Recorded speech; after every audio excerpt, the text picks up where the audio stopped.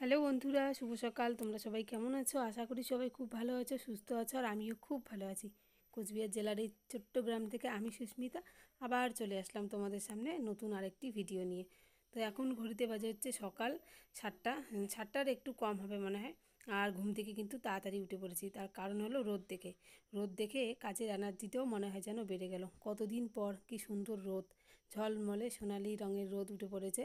আর দেখতেও খুব ভালো লাগছে, আর বাড়িঘরগুলোও না মানে একটা অন্যরকম দেখা যাচ্ছে রোদ ওঠার পর। কয়েকদিন ধরে যা বৃষ্টি গেল, বাড়িঘরের তো অবস্থা একদমই খারাপ, স্যাঁতস্যাঁতে রাস্তাঘাট একদম কাদা। তো রোদটা হলে রাস্তাঘাটও শুকাবে, বাড়িঘরগুলোও না একটুখানি অন্যরকম হয়। তাই সকাল সকাল উঠে আগে যে কাজটা আর কি প্রথমে করতে হবে, কাপড়, মানে কাপড়ের কথা আর কি বলবো। এক গাদা কাপড় বেরিয়েছে, মানে কারো বাড়িতে বাদ নেই, সবার বাড়িতেই বর্ষাকালে জামা কাপড় যা বেরোয়, তার মধ্যে যদি আরও থাকে বাচ্চা, মানে তাহলে তার কোনো কথাই নেই। তো আমার ছোট্ট সোনাই তো মানে পিসি বাড়িতে গেছে, তো এর জন্য ওর জামা কাপড়টা নেই, না হলে যে আরও কত জামা কাপড় বেরোতো। তো আমার তো মনে হয় 6টা থেকে 7টা নাইটি বেরিয়েছে। এদিকে মার কাপড়, মার কতগুলো সায়া, তারপর আমার এদিকে বরের জামা কাপড়। তো এই জামা কাপড়গুলো কেচে দেবো। এগুলো দুদিন ধরেই পড়ছে, শুধু বৃষ্টির জন্য কেচে দেওয়া হয়নি, কারণ নাহলে আবার জামা কাপড় শুকানোর জায়গাও থাকবে না, কোথায় মেলে দেবো। আর ভিজে জামা কাপড় থাকলে না তারপর একটা গন্ধ গন্ধ হয় বর্ষাকালে, দেখবে জামা কাপড় না শুকালে। তো আজকে রোদ যখন উঠেছে, তো জামা কাপড়গুলো ধুয়ে দিচ্ছি। গেঞ্জি 3টে, তারপর একটা প্যান্ট। তো একটুখানি ভিজিয়ে রাখলাম সার্ফের জলে, ভিজিয়ে রেখে এখন ঠাকুরের বাসনগুলো মাজবো। ঠাকুরের বাসন মেজে টেজে তারপর আর কি কাপড়গুলো কেচে এই যে এখন নিয়ে যাচ্ছি শুকোতে দেওয়ার জন্য। তো বাইরে শুকোতে দেবো, বাইরে রোদটা আর কি ভালো এখন আর উঠছে, কারণ বাইরে রোদটা আর কি ভালো লাগবে জামা কাপড়ের মধ্যে। তারপর যখন মানে 12টা 1টা বাজে না, তখন কিন্তু রোদটা আমাদের উঠোনে খুব সুন্দর, একদম মানে সারা বিকেল পর্যন্ত উঠোনে রোদটা ভালো পায়। তারপর নিয়ে এসে আবার উঠোনে দিতে হবে।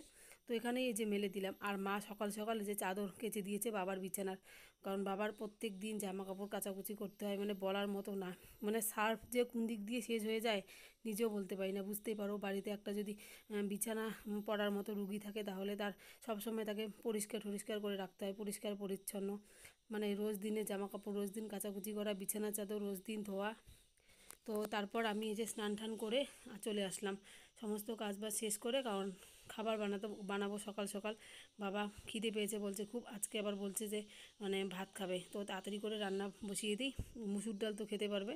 তো খায় তো একদম এক মুঠো, খেতে একদম চায় না, জোর করে খাওয়াতে হয়। তো ডাল দিয়ে ভাতটা খেতে পারবে আর কি। তো তারপর তো আর খায়নি, এরকম করে বলে, এই বলে খিদে পায়, তারপর খাবার নিয়ে গেলে আবার খেতে চায় না।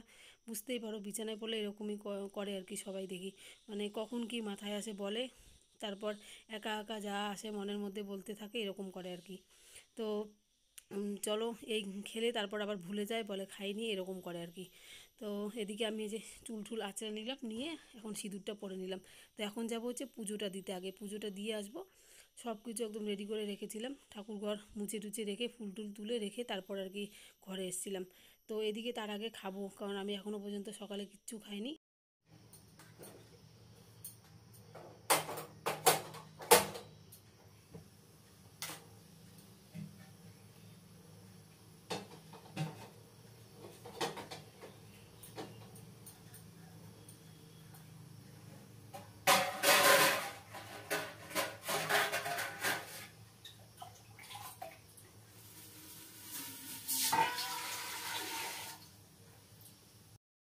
আজকে আবার শনিবার, আর শনিবার তো আমরা নিরামিষ খাই, তাই কাজের চাপটাও একটু বেশি পড়েছে, তার মধ্যে আবার রোদ উঠেছে, তাহলে বুঝতেই পারো।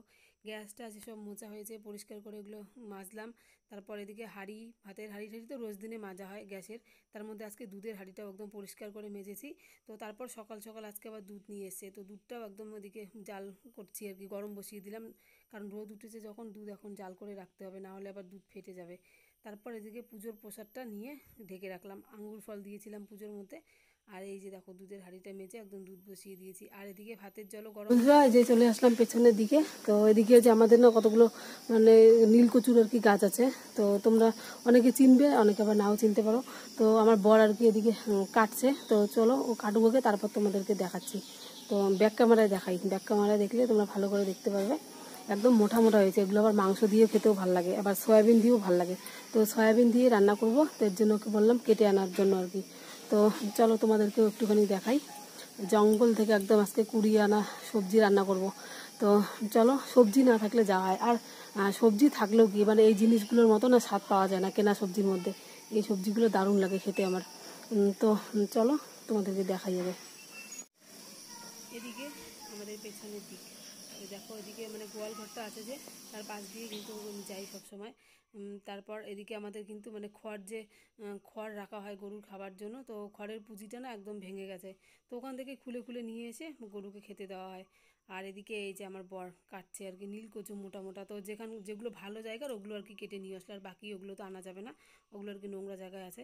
তো এত মোটা মোটা হয়েছে না ওগুলো, খেতে যা লাগে, আর এগুলো মাংস দিয়ে যদি খাওয়া যায় তোমাদের কি বলবো, এর স্বাদই তো আলাদা হয়, মাংস দিয়ে দারুণ লাগে খেতে।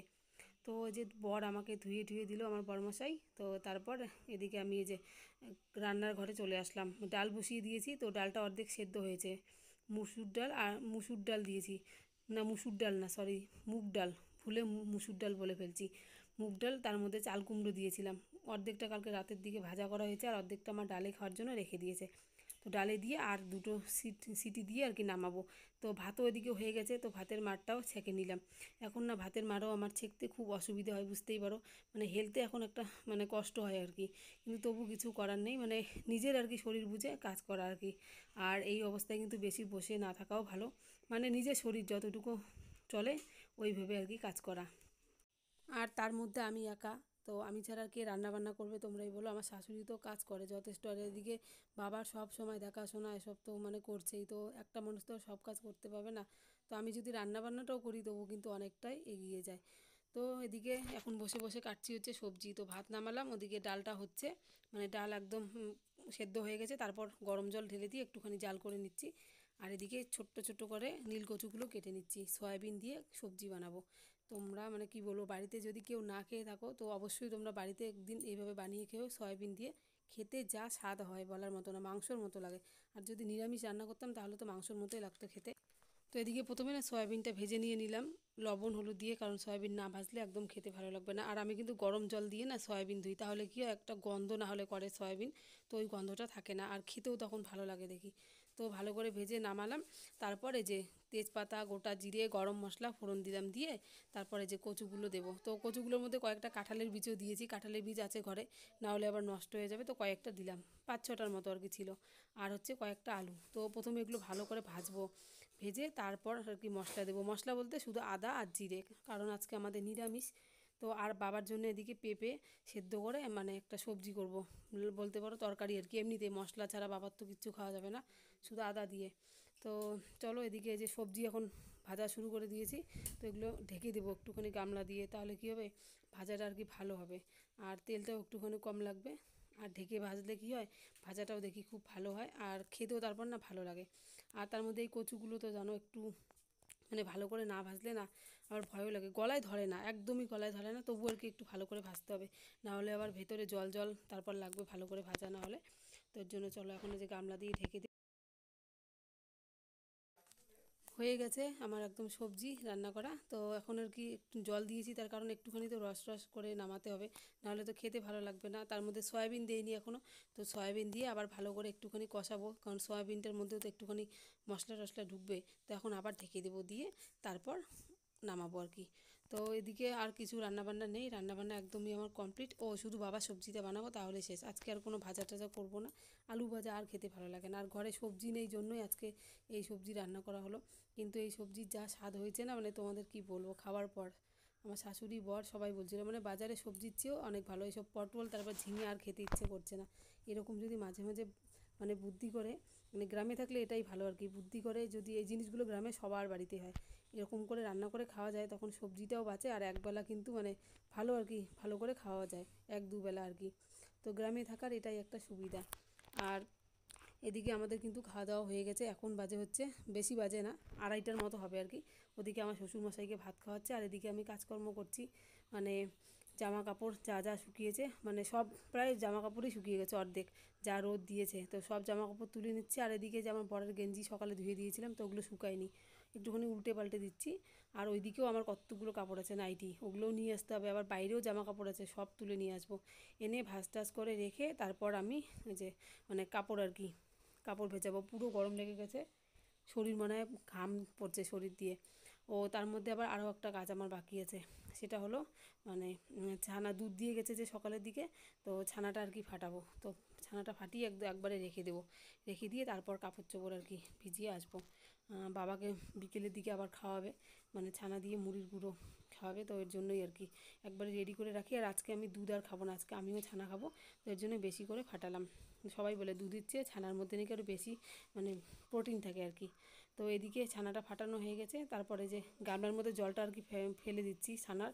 এটা হচ্ছে ছানা পাউডার দিয়ে যদি ফাটানো হয় না, সত্যি ছানাটা খেতেও ভালো লাগে, আর মানে ভালো হয় আর কি ফাটানোটা। আর লেবু দিয়ে তো বাবা খেতে পারবে না, আর লেবু দিয়ে ফাটালে না একটা টক টক লাগে, তো খেতে একদমই ভালো লাগে না। তো এই পাউডারটা একদমই কম দামেও পাওয়া যায়, ভালো আর কি। আর এদিকে মা আর কি আমাকে বলছে যে আমি কী করছি, তো বললাম, তারপর তো মা বললো যে তাহলে আর কি একটু পরে খাওয়াবে। দুপুরে বাবা ভাত খায়নি, রোজ দিন এরকমই করে, অল্প একটু ভাত খায়, তারপর সব ভাত আমাদের ফেলে দিতে হয়, অর্ধেক ভাত ফেলে দেয়, একদম অল্প ভাত দেয়, সেখান থেকেও খেতে পারে না। তো বিছানায় পড়লে এরকমই হয়, খাওয়া দাওয়া মানে শরীরটা খুব দুর্বল না, এর জন্যই হয়তো মানে খাওয়া দাওয়ার রুচিও নেই, এর জন্য হয়তো এরকম আর কি করে। তো বন্ধুরা চলো আজকে না আর ভিডিওটা বেশি বড় করব না, অনেকটাই বড় হয়ে গেছে। তো আজকের ভিডিওটা এই পর্যন্তই রাখলাম, কেমন লাগলো অবশ্যই জানিও কমেন্টে। আর হ্যাঁ, আজকে আমার ছোট্ট সোনাই আবার আসবে, রাতের দিকে আমার ননদটাও আসবে, তো রাতের ভিডিও আর কিছুই শেয়ার করতে পারবো না তোমাদের সাথে। তো চলো, কেমন লাগলো আগেও বললাম, অবশ্যই কিন্তু কমেন্টে জানিও, পারলে একটা লাইক করো আর চ্যানেলটিকে সাবস্ক্রাইব করে আমার পাশে